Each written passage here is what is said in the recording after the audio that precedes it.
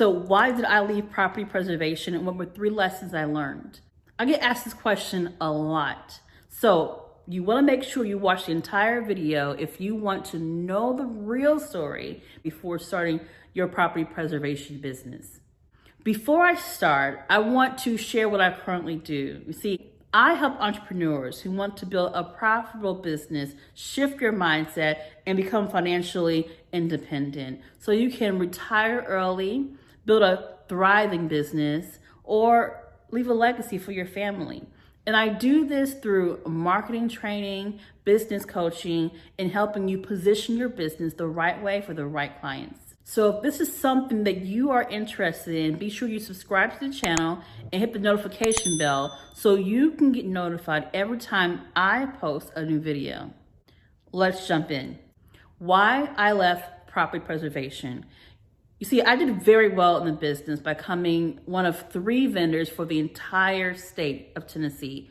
But there was this undercurrent that kept reminding me of something that I did not like, things that I despised actually. And that was 1, I did not learn how to market.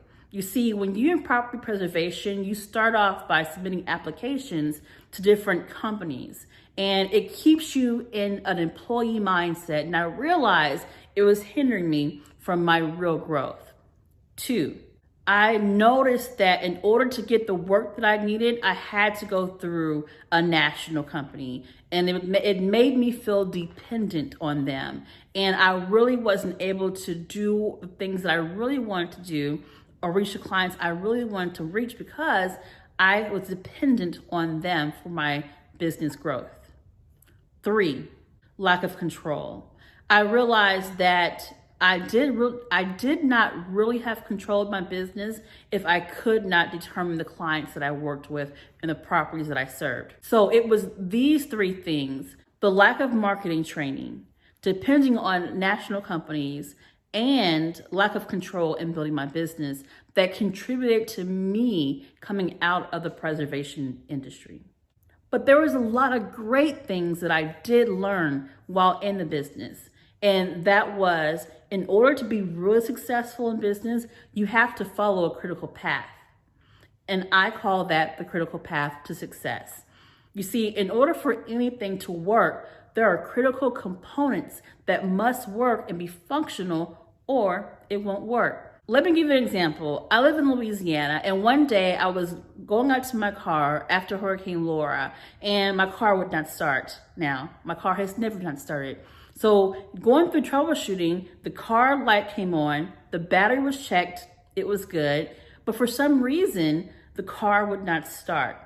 Well, I had to call a tow company, and we had to send the car 200 miles away in order for the dealership to determine that the key fob lost communication with the vehicle. That was a critical path. In order for the vehicle to work, the key fob has to communicate with the car.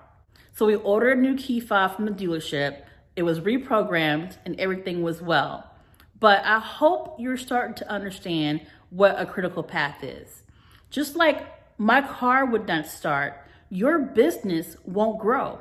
There are critical components that you must do in order for you to have success. So if that makes sense to you, be sure to put a comment below and let me know what you learned most about the property preservation industry, or tell me what you're currently working on in your business and if you understand the critical path. Well, until next time, that's all I have for you today. Be sure you subscribe to my channel, and I will see you next time.